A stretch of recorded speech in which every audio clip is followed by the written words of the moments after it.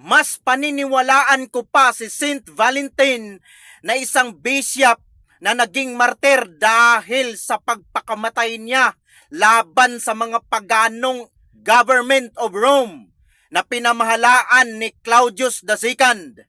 Pinapahalagahan niya ang pagmamahal, lalo na dyan sa mga mag-asawa at nagmamahalan. Mas nauna pa siyang nag-exist dito sa mundo base sa history kaysa sa inyo mga sulpot na protestante, at nauna pa nga siya sa mga Muslim. Kami ay nagrespeto sa kanya, hindi bilang Diyos, kundi bilang aming santo.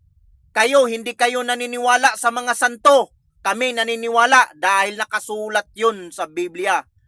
Ang bait-bait ninyo, no? Pero walang isa kahit naging santo sa inyo. Sa mga nagmamahalan dyan, Happy Valentine's Day! God bless!